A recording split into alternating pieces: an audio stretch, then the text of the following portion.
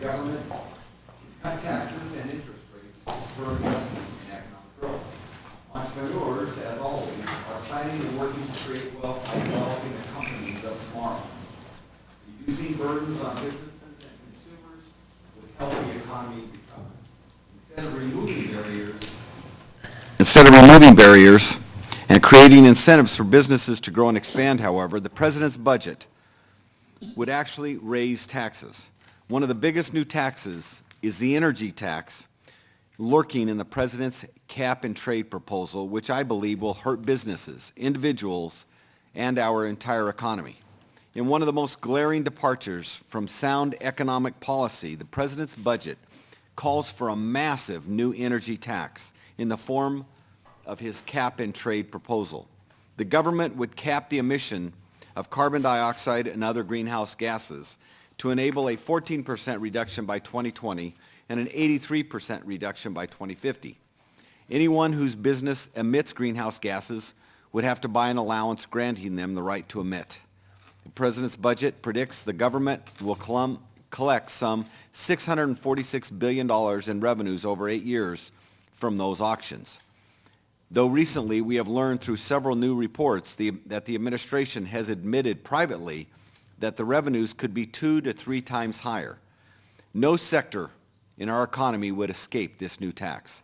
Transportation, industry, utilities, and agriculture could all see skyrocketing costs that will undoubtedly have to be passed on to the consumer or will result in job losses. Adding extra burdens to those who provide jobs is not a recipe for recovery. It is a roadmap to ruin. As any business owner will tell you, and as we have many here with us today, there are 3 things a company can do when faced with increased input costs. And we will hear firsthand from some of those people today. First, you can raise prices. Second, they can fire workers. Third, they can return lower profits to shareholders or invest less in their businesses. Because the energy tax would affect every business, every company in America would be faced with these horrible options. That will not serve Americans who are customers, workers, or investors. No person would be untouched by this tax, at least no person who uses electricity or gasoline.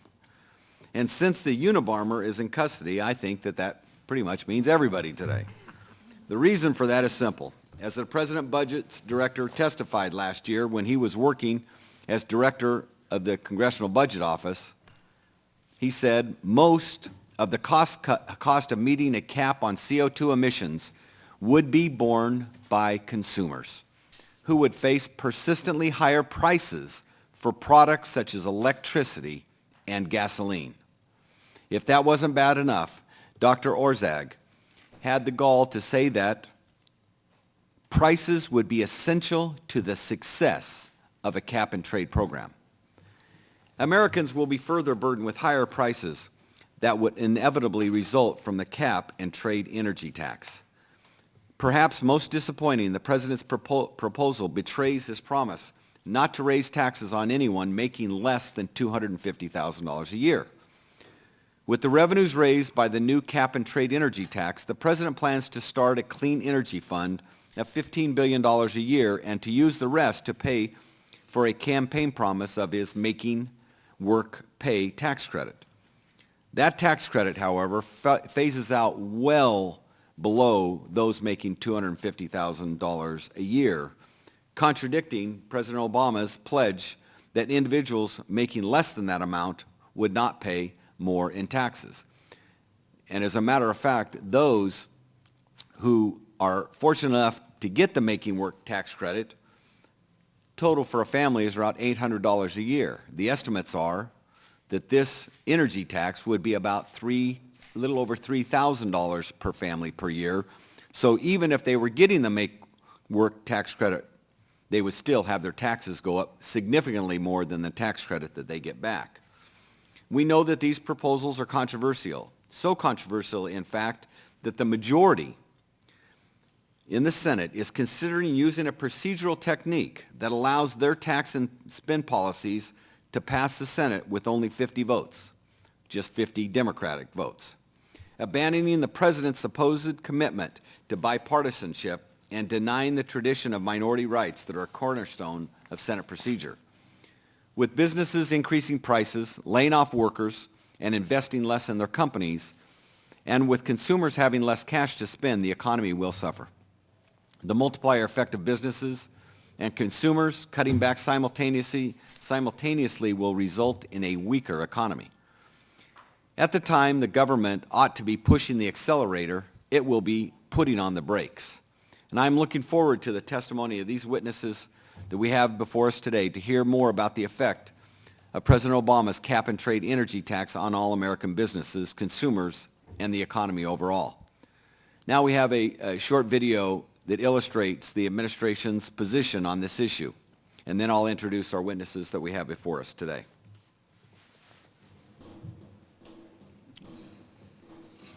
Under my plan of a cap-and-trade system, electricity rates would necessarily skyrocket because I'm capping greenhouse gases, coal power plants, Swear everyone. natural gas, you name it, whatever the plants were, whatever the industry was, they would have to retrofit their operations. That will cost money. They will pass that money on to consumers.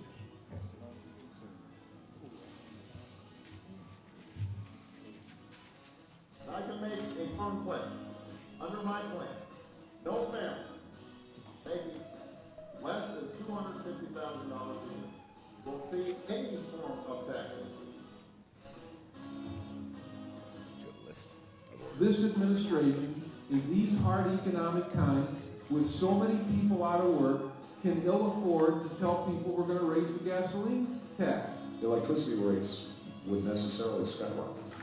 That was in my response to him.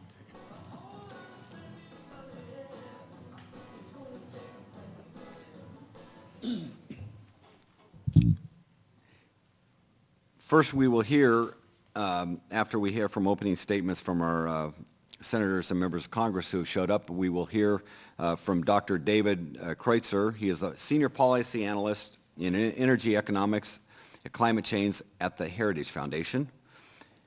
Our next witness, Tommy Hodges, the chairman of Titan Transfer, Inc. from Shelby, Tennessee, and the first vice chairman of American Trucking Association, is also with us here today. Another witness who can explain the real-world impact of the proposal is Ford West, president of the Fertilizer Institute, which represents all segments of this vital industry. And finally, we will hear from Dr. Aparna Mathur, an accomplished research fellow at the American Enterprise Institute. We're going to go in opening statements just on order of arrival, so we don't get into seniority or House versus Senate type of arguments. So we're going to first hear from Congresswoman Marsha Blackburn. Thank you, Mr. Chairman, and I want to say welcome to our witnesses and especially to Mr. Hodges. Now, he is from a wonderful community called Shelbyville, Tennessee. And as we all know, the trucking, logistics, transportation industry is very important to us in Tennessee, and I am absolutely delighted, sir, that you are here with us today. We all know we need less expensive energy, not more expensive energy. We know that we need to be working toward energy independence, not working toward energy dependence. And so it is a little bit puzzling when we listen to what the administration is bringing forward on their energy proposals, when you look at their cap and tax plan, as I like to refer to it, because that is what it is, specifically what it is. And the study from MIT shows us that the cost would end up being $3,128 per household to pay for that. And that is an enormous cost that our small businesses and our communities and our families would be called upon to bear. $3,128 per household per year is what that legislation would cost. So because of that, we are very concerned about what we see happening. I appreciated the fact that the President's comments from his San Francisco Chronicle interview in January of '08 were there, where he specifically says that it would be that the cost on energy would necessarily skyrocket in order to pay for this cap and tax. We know the best economic stimulus is a job, and if you continue to increase the cost of energy, you're going to cut jobs growth, and indeed his cap and tax plan would eliminate somewhere between 3 and 6 million jobs. So welcome to all of you who are trying to create those jobs. Mr. Chairman, thank you for the recognition and the opportunity to speak. I yield back. Thank you. Senator Voinovich. Yeah, can I use your mic here? This one's a little bit, I see it's out of order. First of all, I'd like to thank the witnesses for being here today, and I'd like to thank you, Senator Hinson, for holding this hearing. I acknowledge the President's commitment for taking timely and deliberate steps to address climate change, but implementing such a policy through the budget process is not good conducive to public policy, and legislation of this magnitude, which is going to touch every aspect of every American's life, requires a thorough vetting by this Congress before it moves through. And all I can say is that I was very familiar with the last piece of legislation we had. That was the Warner-Lieberman piece of legislation. And by the way, I speak from being on the Environment and Public Works Committee for 10 years on, at one time, climate change, clean air, and the Nuclear Regulatory Commission, that piece of legislation would have raised about $6.7 trillion and would have increased folks in Ohio's electric bill about 50%, their natural gas bill 60%, and increased the cost of gasoline about 70% for them. And the thing that's really interesting to me is that this legislation went down last time. I don't know whether folks are familiar with this. There were only actually 32 votes for that piece of legislation. And you would think that the President, if he's really interested in this, would not have come through try to come through the budget process with this gigantic, what I call cap and tax, in order to try and achieve his goals. Because just by doing that, he really puts himself in a position where he's going to be criticized, because most countries that are dealing with climate change do not use the climate change legislation to raise money for other purposes, but for technology and for reimbursing people for mitigating their costs in terms of their energy costs. So I'm glad that we're having this hearing here today. I think that we deserve to have this legislation go through the regular order of business, and give people like those that are here today an opportunity to be heard and to talk about the impact, particularly at a time when our economy is in such bad shape. You figure it out. If this thing went down last time the way it did, because of the fact it was going to hurt the consumer and business in this country, with the economy as it is today, it's even worse than it was at that time. And the only thing that I think would argue against that is the fact that the Environmental Protection Agency, now under the Massachusetts case, and I'm sure the witnesses are familiar with that case, now has the right to regulate greenhouse gases in this country. And one of the things that from the folks I talked to are worried about is just what are they going to do if they start regulating greenhouse gases. So you have that on one hand, and you have the cost to the consumer on the other. And last but not least, I think we need to consider the issue of public diplomacy, and that is the fact that there are people around the world that are interested in doing something about greenhouse gases. And so I think that if we're going to approach this, it should be done in a very careful way, taking into consideration that we do not kill the American economy, don't move jobs overseas, and make sure that the developing nations are involved in this. And one thing the public should understand is this, is that we can shut everything down in this country in terms of greenhouse gas emissions, and if we don't do anything with the Chinese and the Indians, and by the way, the Chinese are putting 2 coal-fired plants on a week, that we haven't accomplished very much. So this is not just a U.S. problem. This is a global problem, and we need to involve everybody in considering it. Thank you. Congresswoman Capito? Thank you. Thank you, Senator, and thank you for holding this hearing. I'll be very brief. I just want to reiterate some of the points that we must understand the economic costs that accompany any kind of policy decisions that we move forward with. And essentially what this is a national energy tax. It's a tax hike, as we heard, that will hit consumers throughout the country, but it will have a particularly strong and powerful effect on several states, particularly a state like mine, West Virginia. West Virginia is a coal state.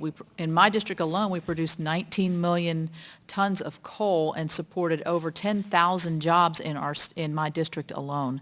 My constituents are helping to power America, exporting West Virginia's energies to other states throughout our region. Half of America's electricity comes from coal. In my state, 98% of our electricity comes from coal. So the burden of a cap and tax system would fall squarely on the back of my constituents, along with a lot of other Americans, and we stand to see our energy costs skyrocketing. Manufacturing output, I think, could fall considerably. Manufacturing firms who have traditionally relied on low and stable electric rates in our states will be subject to massive cost increases. It's a job loser for a lot of states, particularly those who are reliant on fossil fuels across this country. As we move forward, we must recognize that it is the manufacturing heartland and those that help power it that have most at stake at this debate. I look forward to the testimony of our witnesses, and I encourage my colleagues to seriously examine the impact. Very good. Senator Sessions.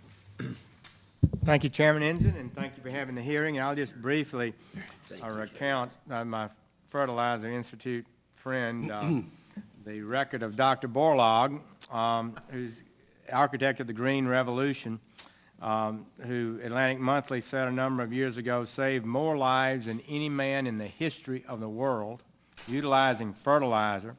But this plan can have the impact of driving fertilizer prices so high, can driving that industry out of the United States, among other things, and actually cause the death of a lot of people, I'm convinced.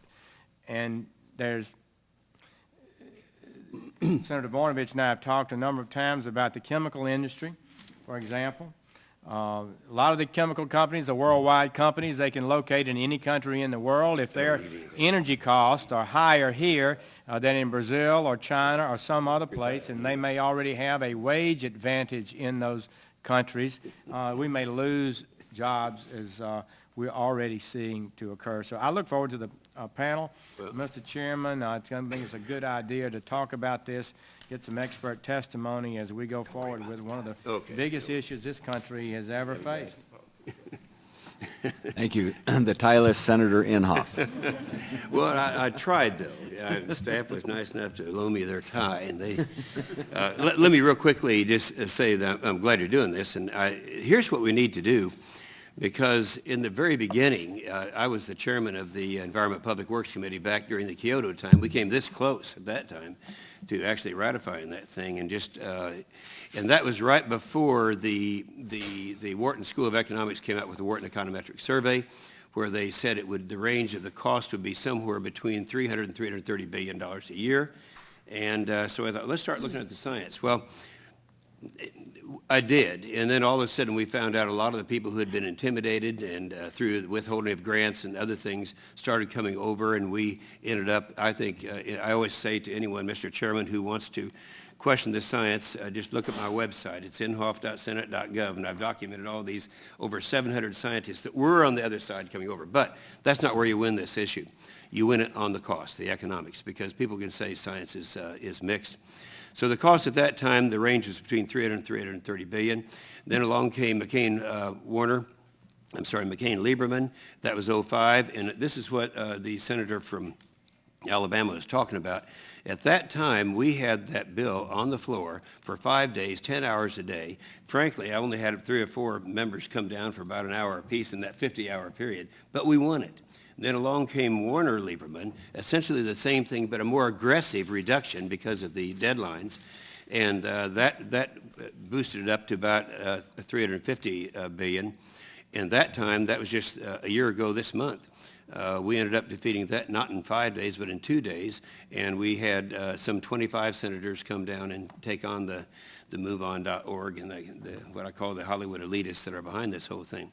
Now, then Sanders Boxer came along, MIT put the price tag of that up to $366 billion, and it was a little bit more aggressive. So we're estimating in terms of an annual thing on this, it could be real close to $400 billion a year.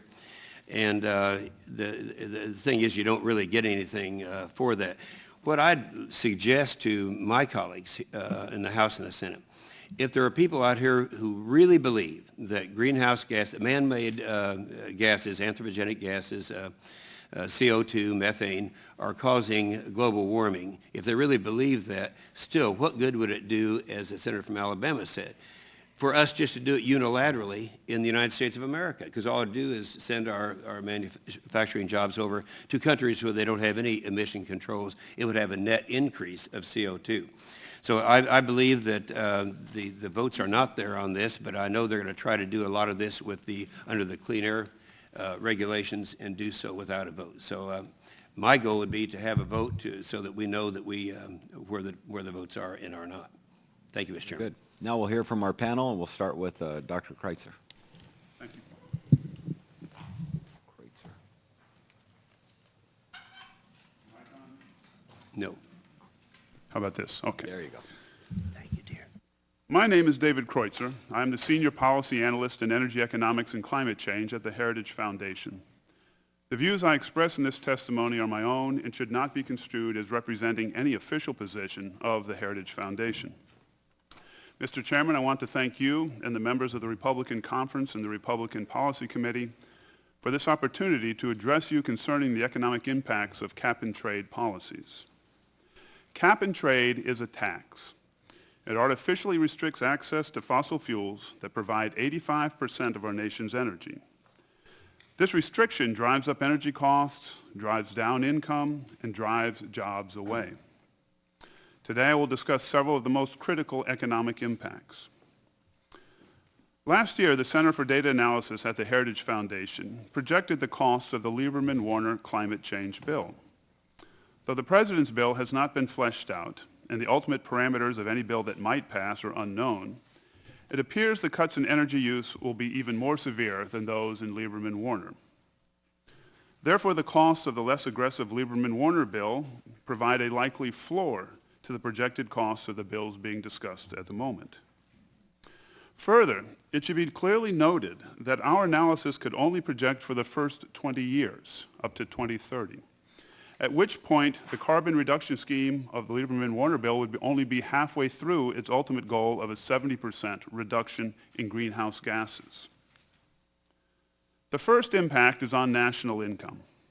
Between 2012 and 2030, GDP, gross domestic product, which is the broadest measure of national income, drops by nearly $5 trillion. That's in the first 20 years, a little bit less than 20 years actually. And that's lost income. That's nothing, that cannot be transferred to anybody else. You can't spread that around. That's due to reduced economic activity. The second impact is the tax transfer. After the $5 trillion is destroyed by forced energy cutbacks, another $5 trillion is transferred from energy consumers to the government or those lucky enough to be given pollution permits, which are called allowances. The third and arguably most painful impact is on employment. Employment drops overall, but the energy-intensive manufacturing sector is especially hard hit. By 2030, manufacturing employment losses are nearly 3 million because of cap-and-trade's energy restrictions. A map at the back of the written testimony shows the energy intensity of each state, and you'll see that the impact will not be even. Some states have energy intensity. The manufacturing sector is much more important for their economies than for other states. Though some of those who lose or never get manufacturing jobs will find employment in the service sector, overall employment increases by over 800,000 in some years due to the cap-and-trade effects. Another point to note is that these job losses are net of any green jobs created by CO2 restrictions.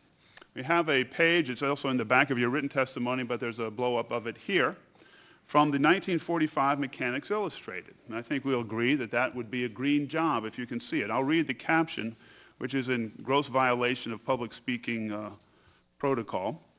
Lake Power replaces electricity in this Parisian beauty salon where Madame has her hair dried despite the lack of coal-generated current. An ingenious beautician hires unemployed six-day bicycle racers to pedal away on a bike, the back wheel of which is attached to a small generator. The current runs 6 dryers. Now, we're headed for 2 of those things, a lack of coal-generated current and unemployment. If we were to subsidize enough people, we could get them to generate electricity by riding bicycles. But the output of a single bike generator working pretty hard would be about 150 watts. So I don't think that person is actually running any electric elements. A handheld hairdryer requires, on medium, 900 watts. So it would take 6 people in pretty good shape riding a bike pretty hard to a generator to run a hairdryer on medium. Now, more importantly, what's the value of this electricity? A human-powered generator would, at using retail prices of electricity, generate about 10 cents of electricity per day. Now, if we were to subsidize human-powered electricity generating, we could point to those jobs and say, here's a green job, somebody riding a bicycle generator. But we are making the pie smaller. We're taking somebody who could produce $50, $70, $100 worth of output per day, subsidizing them, but getting an output that's 10 cents per day. Now, alternative forms of energy that require subsidies are doing essentially the same thing, maybe not as dramatic, but on perhaps a larger scale. You cannot stimulate the economy by taking inputs whose value are greater than the outputs. If you take something and run it through the economy, reduce the value of those inputs, you are shrinking the economy. There's no way you can slice a smaller pie so that everybody gets a piece that is as large as what they had before. So let me summarize. The net effect of the less stringent Lieberman-Warner bill, is less stringent than what's called for by the president, would be $5 trillion in lost income that's simply destroyed. Nobody gets it. $5 trillion in increased energy taxes, 3 million lost manufacturing jobs, and depending on the year, 400 to 800,000 fewer jobs overall. Thank you. Thank you. Mr. Hodges? I also would like to thank the committee for inviting me up to talk to you about what our industry considers a very serious and very costly program that has been put forth. I am Tommy Hodges. I am a small businessman. I am started with nothing and have built several companies. I'm chairman of Titan Transfer, Goggin Warehousing, and some other businesses that I own in the Southeast. In addition to those businesses, I also proudly serve as first vice chairman of the American Trucking Association and also served as the chairman of our Sustainability Task Force, which was put together in an effort to bring our industry up to speed on things that we could do within our industry to reduce our carbon footprint. Please understand that our industry feels that we've given at the office, so to speak, many times over. Since 1998, we have reduced the nitrous oxides and the particulate matter that come out of the engines that we run up and down by over 90%. This has had a tremendous cost to our industry. Not only did we add those, as was mandated, but we also saw a degradation in our fuel economy. In 2005, we lost anywhere from 6 to 9% fuel economy because we were, in fact, polluting less. Now, we gave at the office when we bought those trucks, and we are participants. We feel like we are stakeholders in this process. So when we put together our Sustainability Task Force, we dove in with some degree of expertise about how this has affected our industry on Main Street. One of my goals as chairman of that Sustainability Task Force was to make sure that we could come forth with viable options that if, in fact, our goal is to reduce our carbon footprint, whether you buy into the precept that it creates global warming or not, if you buy in that we should, in fact, reduce our carbon footprint. It's just a matter of being good world citizens. then we feel like we've come up with 6 points that are in our written testimony that will do that without impeding economic activity of our industry. The American trucking industry is the epitome of small business USA. While the American Trucking Association represents over 37,000 different trucking entities, 96% of those businesses have less than 20 trucks. They are the true definition of small business. Now, I'd like to just briefly bring your attention to how that affects me as a business owner. We saw in 2008 the price of fuel go out the roof to levels we'd never thought were possible. Typically, in a trucking industry such as mine, you will see your labor costs run from 35 to 40%, depending on your fringe benefit package, the different costs that you operate, but it'll always be in that 35 to 40% range. We suddenly, for the first time, saw our number one cost become our number two cost, and fuel overtook it. We were spending anywhere from 38 to 42% of every dollar we took in for fuel. Now, you might say, well, that's drastic, but let me tell you how that affects, if you will, a small business person. Suddenly, like almost overnight, we were having to pay out almost 80% of the revenue that we took in on a weekly basis. Now, when you think about the weekly basis, you pay your wages every week and you pay your fuel bill every week. You have to do that. Our customers typically paid us on 30 to 45 days, depending on what our negotiated agreement was. So we were running out of cash. It's an unsustainable business model. We fear when we look at the cap and trade system that we could potentially see exactly the same run up in fuel cost. So it scares us. And it scares us to the point when you consider that 1 out of 13 Americans is employed by the trucking industry. It's not a job that can be exported. We're going to drive within our borders. But if you drive the businesses out by increasing the cost to the operators to such a point that they cannot operate, then not only do you lose those jobs, you lose the very economic viability that sustains our economy. And that becomes critical to our survival.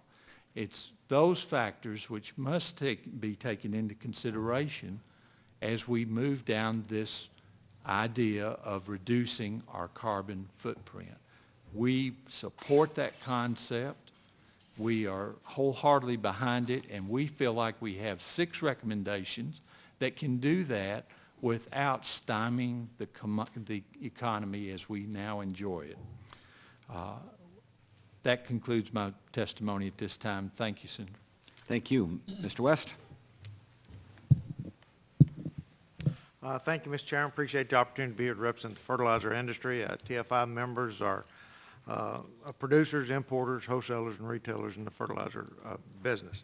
I'm here today because it's very important that if we do climate change policy, that we preserve our ability to compete in a global marketplace. Now, fertilizer is necessary if we're going to meet the growing demand for food, for feed, for fuel, and fiber.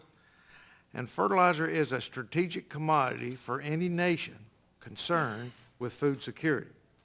And the availability of fertilizer must be part of any food security strategy because 40 to 60% of the world's food production is tied to the use of fertilizer. The U.S. is the 3rd largest fertilizer market in the world, behind China and India. We use about 23 million tons of nutrients, fertilizer, each year, but we import 56% of the fertilizer that we use. Now, fertilizer is the basic nutrient or food for plants. Plants need several nutrients, but I'm going to focus today on the nitrogen nutrient. The big 3 are nitrogen, phosphate, and potash. All 3 need to be present in the soil if we're going to have maximum plant growth efficiency. Phosphate and potash are minerals. We mine them. Phosphate is ancient sea life. Potash is sea salt. We only have about 10% of the potash we need produced in the United States, mainly in Carlsbad, New Mexico, and in Utah. We import 90%. We are blessed with phosphate deposits in North Carolina, Florida, Idaho, and Wyoming. We utilize all our mined phosphate material to produce fertilizer, and we import phosphate material. In our phosphate production process, we produce heat, chemical heat. We use that to produce electricity, and we try to sell that back into the utility companies because it's part of any renewable energy strategy. I want to focus on nitrogen because that is the most vulnerable nutrient, vulnerable to climate change and greenhouse gas legislation. The U.S. nitrogen industry is a very energy-intensive industry, not because we burn natural gas or burn oil. We use natural gas as a feedstock in the production of ammonia. And ammonia is the basic building block for all nitrogen fertilizer. Up to 90% of the cost of producing ammonia is tied to the price of natural gas. And there's really no economic substitute for us to use any different feedstock. Now, the basic process to produce ammonia is, it's really a fixed chemical process. We take nitrogen out of the air, combine it with a hydrogen from natural gas, we make ammonia, and that chemical fixed process produces CO2. And we can't get away from that. If we produce ammonia, we produce CO2. It takes about 32,000 cubic feet of natural gas to make a ton of ammonia. And that very nature of that chemical process produces CO2. It's kind of what we call fixed process emissions. And that's about 65% of the CO2 emissions in producing a ton of ammonia. The U.S. nitrogen industry is very competitive. We have to compete in an international market. And some of you will recall that when we repealed the Fuel Use Act, we used to have a law on the books that said you couldn't burn natural gas to produce electricity. And when we repealed that, and the utilities were looking at the Clean Air Act and had to choose between regulation of coal emissions or turn to natural gas, they turned to natural gas. And I think today about 80% of our electricity is produced using natural gas. And when that did, that demand began raising the price of natural gas. We're an industry that's built on like $2 gas, and when natural gas got to $7.50, we had shut down 26 ammonia plants. Today we have about 27 plants operating. They normally operate in rural America because that's where we use fertilizer in the ag part of America. It takes about 100, 150 jobs normally to run an ammonia plant. And these are good paying jobs. $70,000 is about the average price for these jobs. And they are good jobs with good benefits. Today we import about 55% of our nitrogen, and 82% of that imports come from countries that are not interested in greenhouse gas regulation. Trinidad, Tobago, Russia, Middle East, Ukraine, China, Venezuela. Now, I think we've learned last year that the cap and trade system is an enormous complex piece of legislation. And we need a climate change regime that is fully compatible with the continued growth of the American economy. And in the continuation in the U.S., certainly, of energy-intensive industries like the nitrogen industry. And if you have a cap and trade system, and it mandates an economy-wide emission level, which is the cap, and if we set that cap, and it has to be achieved at any conceivable cost, then that's a major problem for our industry. Because the trade, the price of the allowance for that emission of CO2, it will skyrocket, and it'll force industries like our nitrogen industry to either shut down or move elsewhere. The other problem that the cap and trade system focuses on is a real problem for us is fuel switching. I just read an article that said that we've shut down or stopped 100 coal-fired electricity plants in the last several years. And they are turning to natural gas. Utilities have the capability to pass their energy cost on to the ratepayer. We participate in an international market, and we can't do that, and we cannot compete with the utility industry to purchase natural gas. The other indirect impact on our industry is, of course, our customer, the farmer. We did a study last year with Doan Advisory Services, which is a well-known economic advisory group, saying what would the Lieberman-Warner legislation cost. They found that they studied 8 commodities, and it would add $6 to $12 billion to the total crop production cost. I would just conclude and get ready to take some questions, but fertilizer is a commodity. It's traded worldwide as a very competitive international market. What I find interesting is many countries signed on to Kyoto. Very few have regulations on the books. Most have deferred regulations, trying to find a way to keep their energy-intensive industries competitive in the world markets. I think Congress needs to be cautious. You guys got to get this policy right. You've got to consider the ramifications and the unintended consequences of the policy. And in discussing climate change legislation and policy, there's a word that keeps creeping into the discussion, and it's called leakage. And leakage is a word that seems to describe the economic activity or industry that the U.S. could afford to lose to achieve the CO2 emission reduction goal. Now, our industry don't want to be leakage. Okay? So it's very important. We think food security is a goal for our nation. We play a big part of that. We are doing everything we can to reduce our emissions. Since 1980, we have reduced our energy needs 11%. That's 11% reduction in CO2 emissions. We can't do much more than that unless we overturn the chemical balance that we have. And so it's very important that we get this right and that we find a way to keep our industry competitive in the world market. Thank you very much. And before we go to Dr. Mather, let me, Senator Sessions has to get to the floor, and he wanted to ask Mr. West a question first. West first, I'm sorry, I was thinking of Mr. Hodges was representing the fertilizer. We have a plant in the state. My father used to sell fertilizer to farmers. It's true, as you have noted, that we're losing share to imports on fertilizer. If cap and trade were passed, isn't it likely that we would lose more domestic fertilizer production to foreign imports?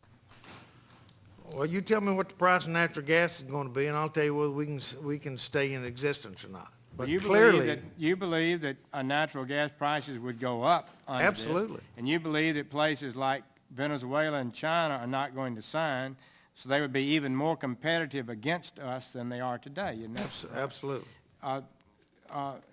Secondly, the more that we collapse our domestic industry, does that not indicate that farmers who are already complaining to me about high cost of fertilizer, aren't they likely to pay even higher costs? Well, absolutely, because the competition in the world for fertilizer, most of that competition is outside the United States. In the United States, we've been pretty flat in fertilizer use for the last 20 years. We are very efficient in the use of fertilizer and getting more efficient all the time.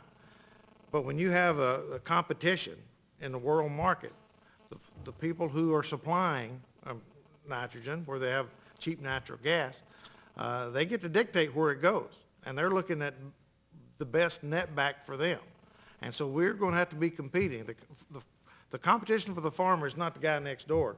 The competition for the farmer is around the world. Well, Mr. Chairman, I think the net result is we'll lose jobs in the fertilizer industry, and we'll have higher prices for fertilizers for our farmers, both of which are not good. Thank you. Thank you. Is it Dr. Mather or Dr. Mather? Mather. Mather. Okay. Thank you.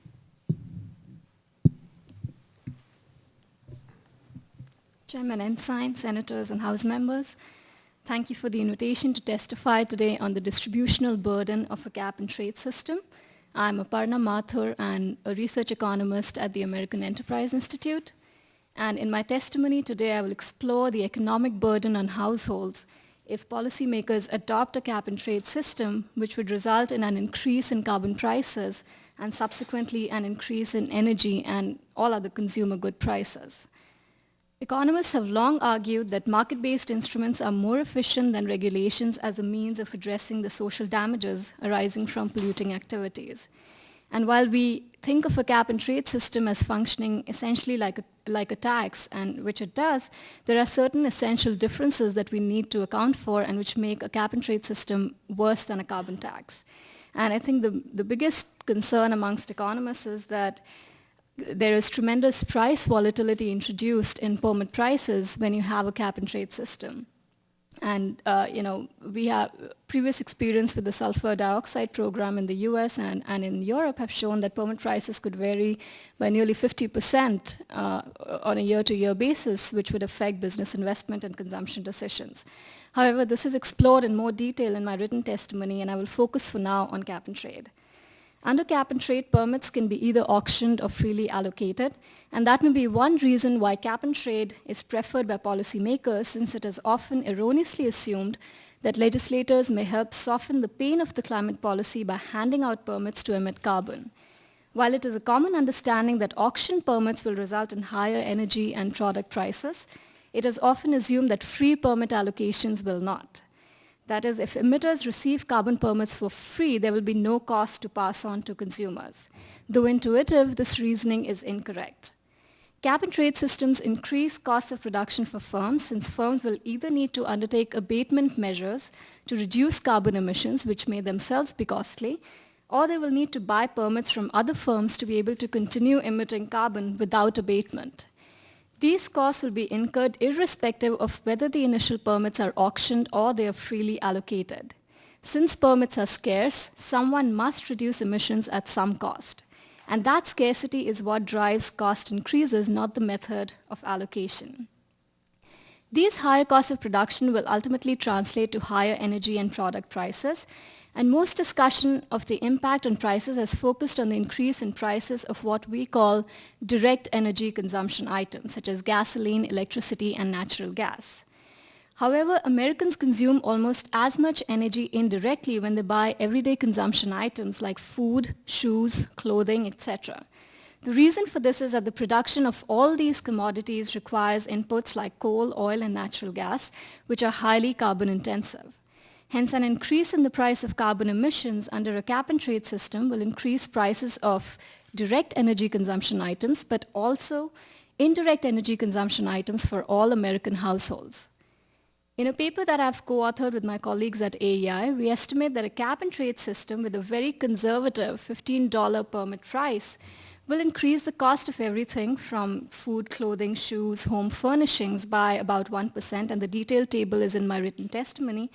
It will increase the price of gasoline by 7.7%, electricity 12.5%, and natural gas 12.3%. Of course, our $15 price estimate is likely to be very conservative. We do not know yet what the actual price is likely to be, and as I said, there will be tremendous price volatility. In fact, other studies suggest that the price could be above $50 in 2015, close to $100 in 2030, and about $200 in 2050. So we can safely project that our estimates will be some multiple of these higher prices, that as our price increases will be much higher than what we project here. The burden of these higher prices will be felt the most by the lower income households. As a fraction of income, the burden on the lower income households will be nearly 4 times the burden on the top income households. The direct burden, which arises from the consumption of direct energy items like gasoline, electricity, and natural gas, is more than 5 times higher for the lower income households, while the indirect burden, which arises from the consumption of all other goods, is about 3.5 times higher. Hence, both the direct and the indirect burden of the cap-and-trade costs will be on the lower income groups.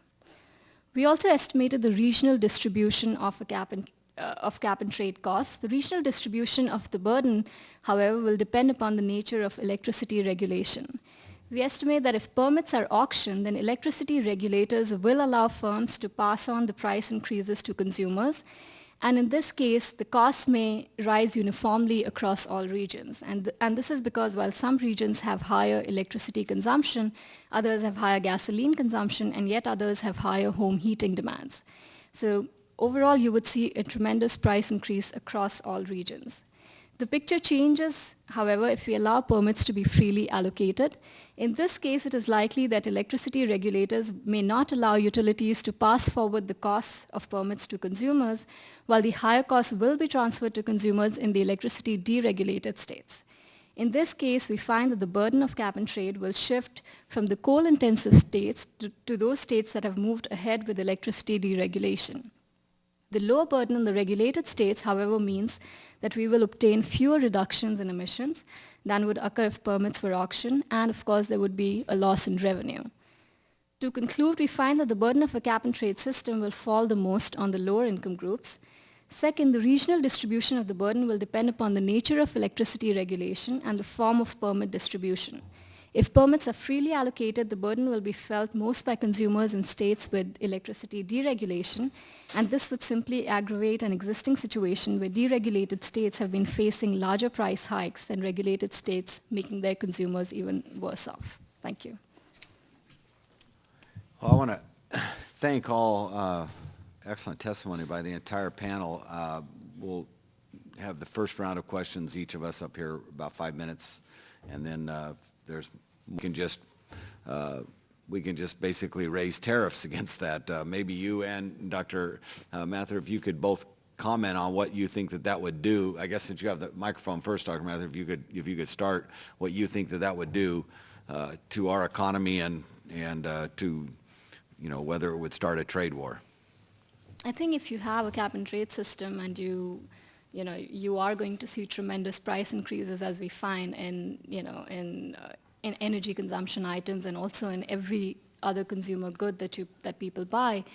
And other countries which do not have that kind of regulation are not going to face those kind of price hikes. You're obviously going to lose out on, competitiveness. You might see industries relocating abroad, and, you would lose jobs. And so, it's highly likely that, that the U.S. might be forced to have some sort of border adjustment done on imports, and the consequences of that are likely to be even worse. Okay, we pass the mic down to Dr. Kreutzer.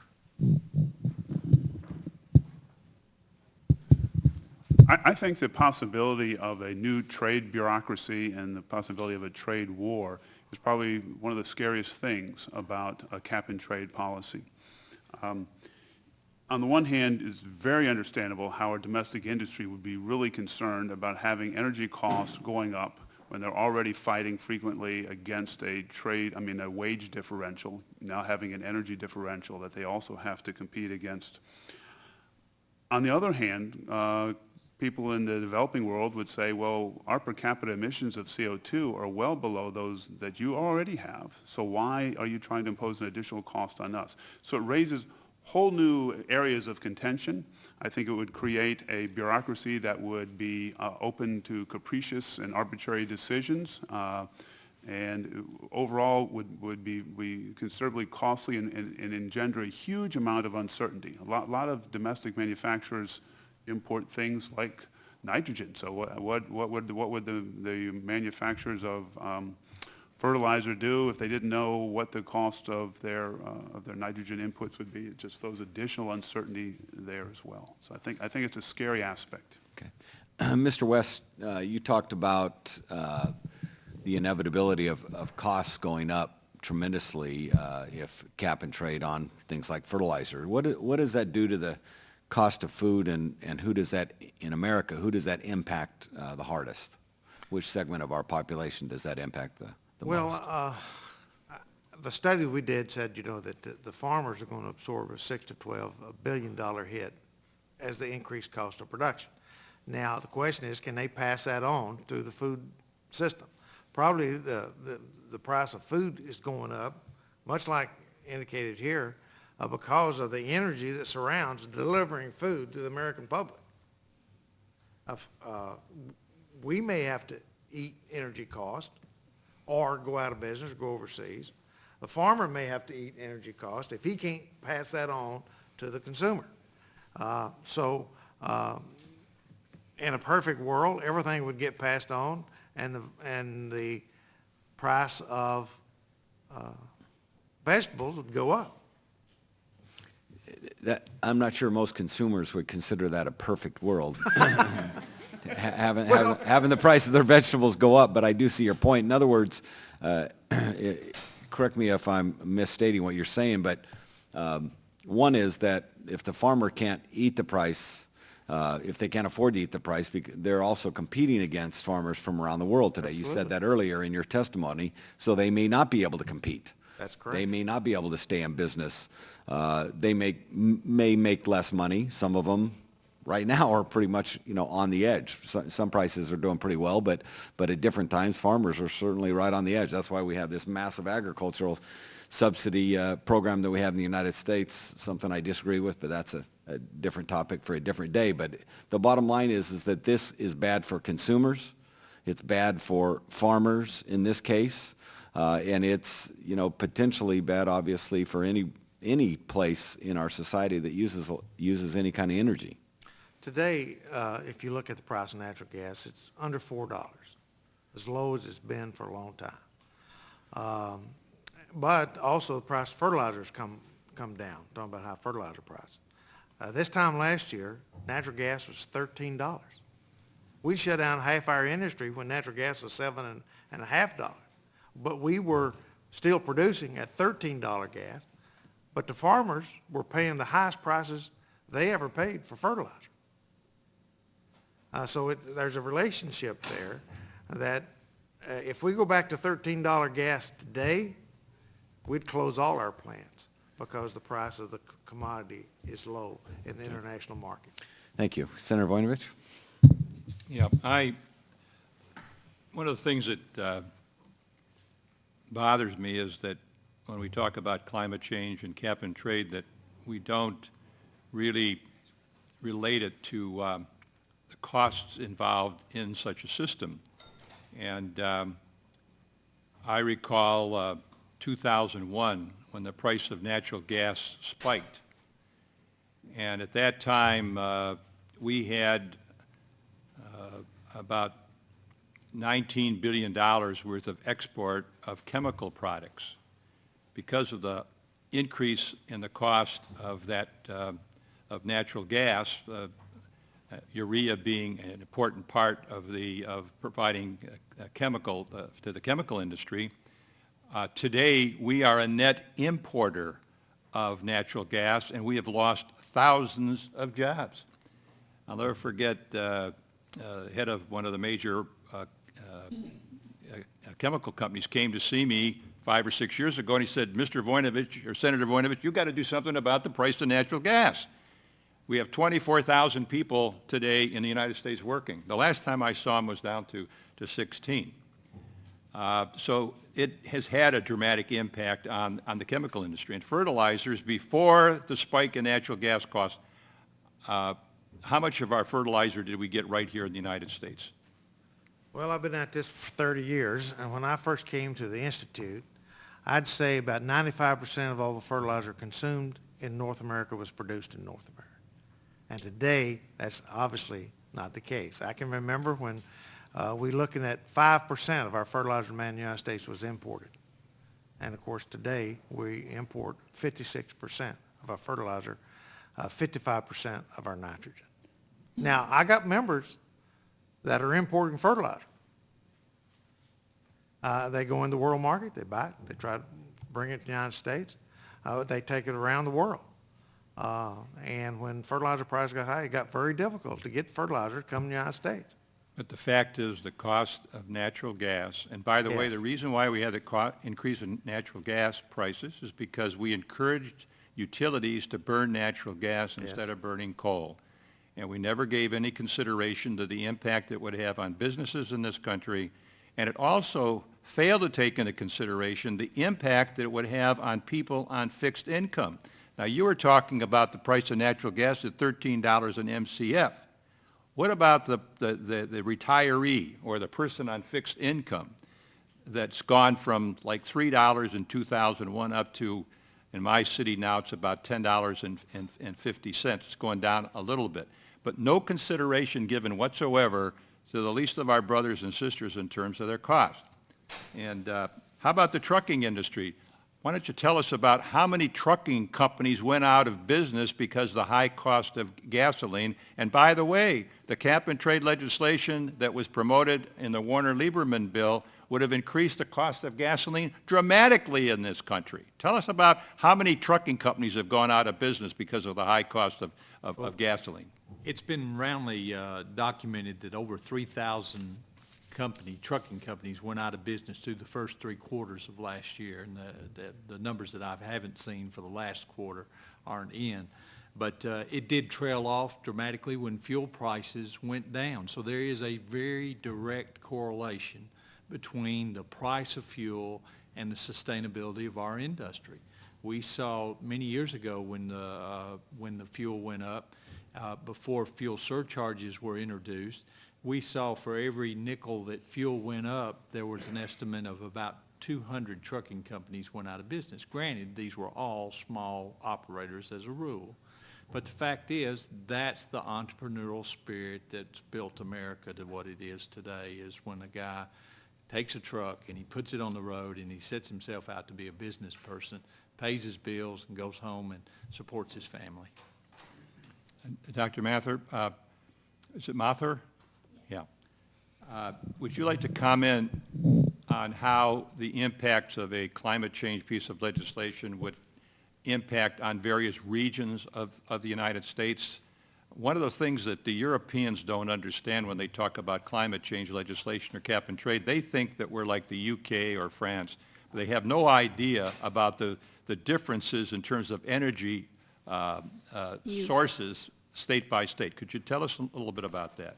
Well, we've worked out the regional distributions, and they're in the testimony that I gave you. And of course, if you had a system of auctioning, you would find that states which are heavily coal intensive, where, a big part of electricity production is based on coal, would see the largest increases in the prices. So, using the census region data, we find that states which are in the regions East, South, Central, and West, South, Central would see the largest spike in, would see the largest cost of a cap and trade policy. Of course, all the other states and all the other regions would see similar hikes in prices because, whether you think of electricity or you think of gasoline or home heating, all of those prices are going to rise up, and you would see, prices going up everywhere. But particularly the states that are relying more on coal. For Coal. example, my state, 85% of our energy comes from coal. Right. Indiana, it's about Indiana, 90%. Kentucky, They're manufacturing states, but the fact is it does come down harder on those states. It comes down on our farm states very much differently than it does in some other parts of the country. Right. And people should realize that when these allowances are collected, what they do is they're going to redistribute wealth all over the United States of America. Yeah. And people should understand that. Mr. Hodges, you talked about the trucking industry saving up to 900 million tons over the next 10 years. Do you believe the industry should be exempt from any cap and trade restrictions? And additionally, do you believe that carbon emissions from the existing transportation sector could be managed administratively without complex cap and trade? Well, I don't believe cap and trade is a solution to the problem. Our studies indicate that this would create another federal bureaucracy with tremendous costs. When we look at the revenue streams that the auctions would create, it's unbelievable that we would not have a huge administrative cost to administer these credits as they were sold and auctioned off, and even collecting the money from those. Our industry, and as we've read the Warner-Lieberman bill, and as we understand, is a non-affected industry, so they would claim, because they're going to put the caps and the trade on upstream, as they say. Well, unfortunately, most fuel liquids flow downstream, and that's into our fuel tanks. And we will have to pay it. The unfortunate part, in my estimation, is right now over 400 of our members are members of the SmartWay program, which is pretty much a voluntary program that educates me as an owner-operator, as an operator of equipment, how to be more fuel efficient, what technologies to employ to reduce my fuel consumption. It's good business strategy. It's a very lightly funded program, but it encourages us and educates us. As we move forward, if we were to move forward into a cap-and-trade system, large international companies would have to buy credits, and they would determine the price of fuel, including theirs. It would flow downstream to our fuel tanks, and I would lose all incentive to be fuel efficient. The guy that was a good business person and decided to employ technologies to reduce his carbon footprint, his fuel consumption, would almost be penalized because the providers of the fuel, the suppliers, would have to price a product to compensate for those people that chose not to do it. And so we get the very essence of an inefficient system by moving it upstream by somebody that has no real stakehold in the consumption. It's estimated by what we've seen that 98.5 gallons of diesel will equate to 1 metric ton of CO2. That is the formula EPA, as we understand it, will put on upstream providers. Well, that's what they'll base their purchasing of credits on, regardless of whether I'm getting 6.5 miles to the gallon or 5.5 miles to the gallon. 5.5 miles to the gallon is going to put a lot more carbon into the atmosphere than 6.5 will. And yet the person that's buying the credits has no stakeholder in that process. So it's a system fraught with problems, from the administrative cost to the consumption cost to the actual utility of how it would be employed. Hope that answered your question from our perspective.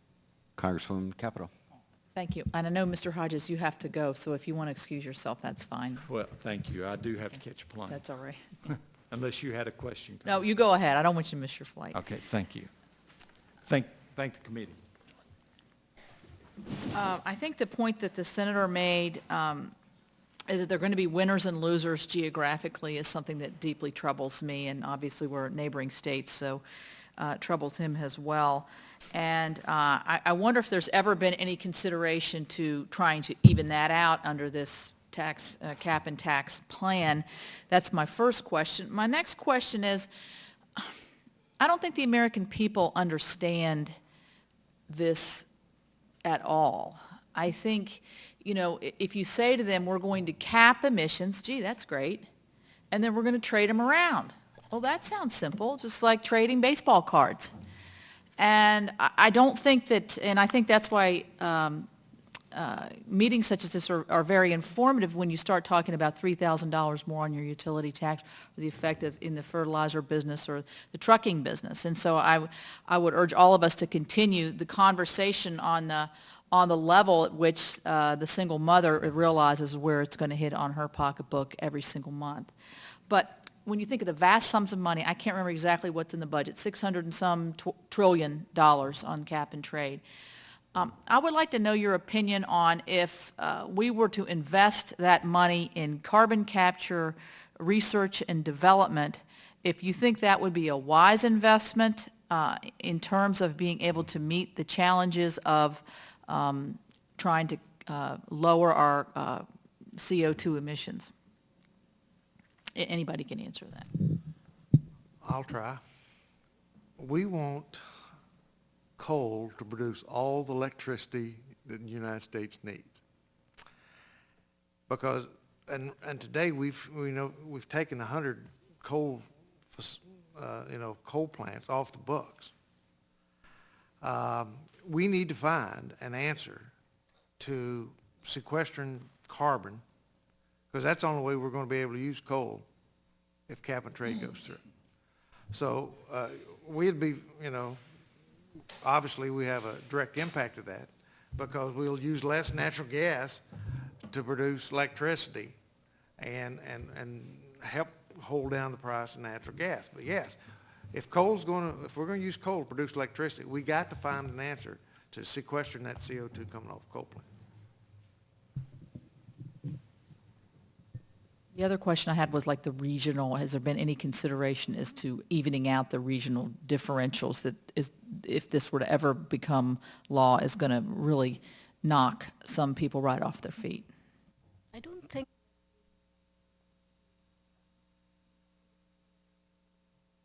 Yes. I'm not sure there's been any consideration of, actually looking at the regional burden apart from looking at the coal-intensive states and, coming up with a plan to sort of even out the distribution. And as for the carbon sequestration, I think, I feel like the best approach would be to have either a tax that actually makes people alter their behavior rather than having, sort of the government come in and take all this money and sort of direct it to a certain targeted agenda for research. Of course, if the cap and trade system goes through, that would be, a good use of funds, and we would be all for that.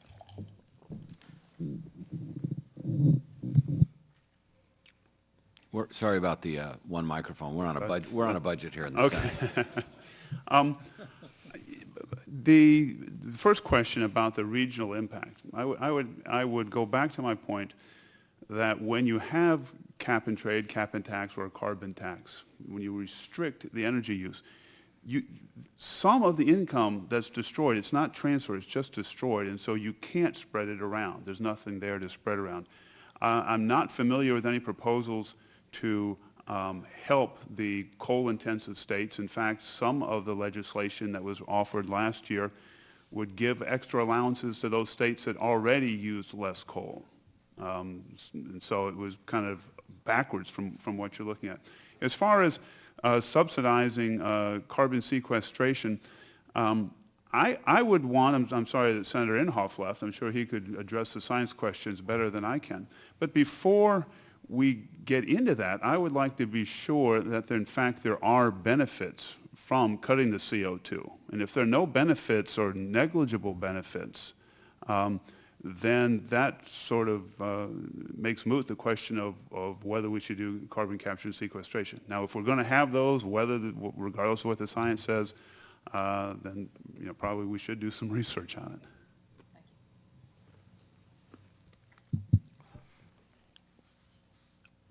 One of the things that I'm just going to maybe ask one or two more questions. Dr. Kreutzer, when you talked earlier, it struck me, $5 trillion sounds like a lot of money. And that was the lost income, and then you had $5 trillion also in transfers. Basically, that was the increase in the energy tax. Correct. That you talked about. Could you restate the effect on jobs once again? What manufacturing jobs? I don't come from a state that has a lot of manufacturing jobs. Obviously, Senator Voinovich especially does, and sure. And we hear complaints especially from the other side. I mean, all of us complain about the loss of manufacturing jobs in this country, but you hear it a lot from the Democrats, wondering why, we lost so many manufacturing jobs in the United States. And it would seem to me that what you all are talking about today, and with this proposal, we would have a lot more manufacturing jobs getting lost. Yeah, in fact, I took a chart from an analysis of the EPA's proposed regulation, but we assumed a roughly similar reduction in carbon dioxide and the same impact from energy. And what we find is that without any cap and trade, carbon tax, or climate policy that would raise energy costs, there will be some reduction in manufacturing employment as productivity increases over the next several decades. That's built in. And by 2030, that's roughly 1 million fewer than what we have now. With a Lieberman-Warner level of cap and trade, that would kick manufacturing with another almost 3 million fewer jobs. That would destroy almost 3 million more jobs than would be thrown out just from the natural evolution of the economy. Within manufacturing, there are some subsectors that really get killed. The overall manufacturing loss is about 23% of employment, which is tremendous. I mean, there's no other way you can spin that. But machinery manufacturing would lose over half their jobs. Rubber and plastic products would lose over half their jobs. So it's not spread out evenly. It's going to hit some parts of the economy much harder than others. Yeah. Well, I hope some people are listening when it comes to this, because the consequences obviously are fairly severe. Senator Voinovich? Yep. I think that one thing that needs to be pointed out, Mr. President, you can probably comment on this, is that we have a lot of coal in this country. They have a lot of coal all over the world, India, China. As I mentioned in my earlier statement, China's putting 2 coal-fired facilities on per week. And the reason why the cost of everything will go up in the United States is because we do not have the technology yet to capture carbon and sequester it. If we were able to do that reasonably, commercially, then we wouldn't see these allowances going as large as they are. And so I think that everyone has to understand that because we don't have the technology, we're going to encourage more use of natural gas, and as a result of that, you'll see it in fertilizer, you'll see it cut right across the country in terms of increased costs, and that will contribute to the non-competitiveness of our manufacturers. You say, why aren't going to be competitive? Because their energy costs have skyrocketed. The other thing is that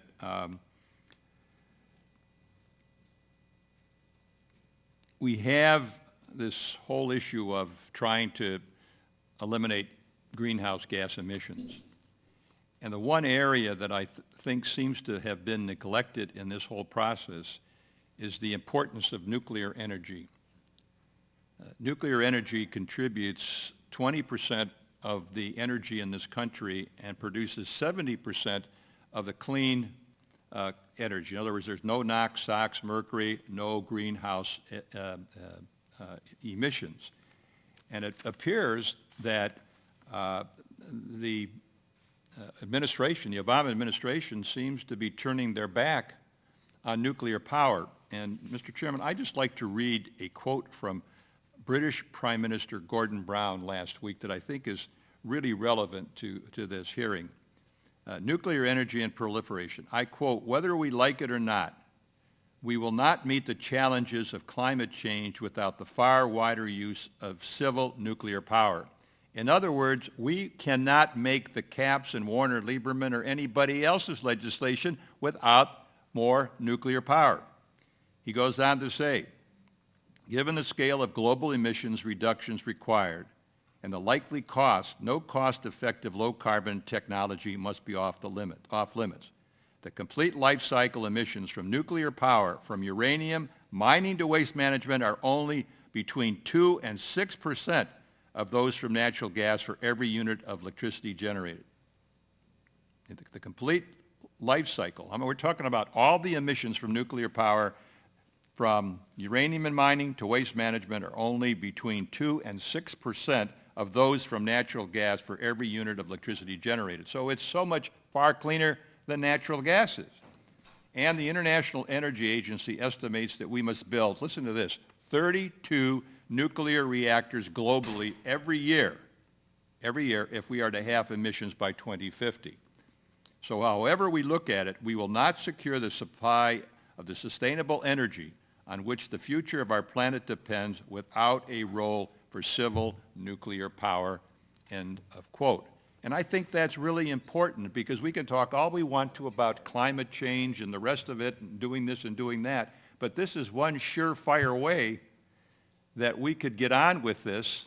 And it seems to me that the United States shouldn't be, at the end of the line as we have been in so many instances. Senator Thune has joined us from South Dakota. I think he wants to make a statement and then ask some questions of our panel. And I have another meeting I have to get to, and so I'm going to turn the the chairmanship over to Senator Thune and then he can wrap up and let you go when he's, I guess, or if you all have to leave, let him know. Yeah, thank you, Mr. Chairman, and I don't want to be the only thing standing between these people and wherever they have to go next. So and whenever you hear a senator say, "I'll be brief," brace yourself, but because it generally doesn't happen around here. But I do appreciate your insights and your testimony and your willingness to come up here today to talk about what we think is a very important subject for our economy. And the reason I had to bail out is I had to go over to the floor to offer an amendment to the budget resolution dealing with cap and trade and trying to make sure that it doesn't end up in our budget this year and that the process is not used in a way that will enable this thing to get enacted and do great harm to our economy. So. But I just wanted to thank you for your leadership on this issue. I was especially interested in, Mr. West, some of your observations with regard to the ag economy. I represent an agricultural state. And our farmers, with some of the bills that were percolating in the last Congress at the committee, had looked at some of the potential benefits of offsets and how they might derive a benefit. Obviously, we can store carbon in the ground. Agriculture would have, there may be some small benefit, but I think they are coming to the conclusion that the overall cost exceeds any benefit that they might see from that. And when you start talking about increased, higher diesel costs, and they're very energy intensive in agriculture, fertilizer, which you mentioned, it just seems to me that this is something that could really drive up the operating cost for a typical farm operation in a state like South Dakota and make it what is already a very difficult and uncertain enterprise even more challenging. And so I'm interested in your observations about whether the, you talked in your testimony at some length about the cost of fertilizer, but just your overall observations about the farm economy and how this might impact it. Well, I think one of the reasons... And the others feel free to comment on that as well. I think one of the reasons we did what we call the DONE study is to take a look at a lot of the agriculture was focusing on carbon sequestration, and as you know, you can get paid to sequester carbon currently through the Chicago Climate Exchange. They will pay farmers so much a ton for no-till. Obviously, we're looking at ways to improve nitrogen efficiency in the use of fertilizer, so that could be a potential method to sequester CO2 also. But the reason we did the study was because everybody was focusing on, hey, how can we, sequester carbon and maybe, get some extra income there, and we were going, wait a minute, guys. I mean, look at your cost, the energy that it takes to produce a crop. And as you know, USDA has a lot of that information, and we took it and looked, and it was, it was going to cost farmers under the Lieberman-Warner bill anywhere from $6 to $12 billion. That was coming right off their bottom line because of the increased price of energy tied into their production. We are kind of waiting to see how the new legislation, so that we can try to see, to kind of repeat that, so that we got some information in which we can try to explain what is going to happen in farm country on the price of energy. Well, and the new legislation, I think, has been thin on details, but the legislation that you looked at, Warner Lieberman, and there was another Boxer-Sanders bill that was introduced, and that was actually analyzed by some researchers at MIT. And they concluded that it would cost way more, about $366 billion annually, than many of the other studies have been done. And I think what I'm told, at least, and again, we don't have a lot of details, but that the current proposal, the administration's proposal, will be more even tougher and more aggressive on this issue than was the Boxer-Sanders bill that was looked at by MIT. And MIT concluded that the average family would pay an additional $3,100 a year in electricity cost, which is, boy, you factor that into a family budget, especially a family budget that's already facing a lot of pressures. It's going to be a lot. And farmers, you can just multiply that because you talk about electricity and fuel and fertilizer and everything else. So, well, I appreciate again I don't know if you have any closing observations or comments, but your willingness to be here today and leadership that you're taking on this issue, and hope that you will continue to feel free to forward information to us that you think would be useful in this debate, because I don't think it's probably going away. We hope to not have to deal with it in the budget. That's why we're offering amendments, to make sure that that's not the case, but I think the issue is going to be with us, and there's going to be a lot of pressure from some of the groups who want to make this happen to make it happen, and we want to do everything we can to see that if it happens in a way that makes sense and doesn't wreck the economy in the process. So, Just briefly, my only closing statement would be to thank you very much for doing what you're doing to make people aware of what the costs are, because I think to the extent that, I mean, the best hope for those that want to get this legislation passed is that people won't pay attention. They won't know. And I think the more people do know about it and the more they hear about it, the more they realize it doesn't make sense. well, you hopefully inform your members on that too. So, thank you all very much. I guess with that, I don't have the gavel here, but this hearing's adjourned. Thanks.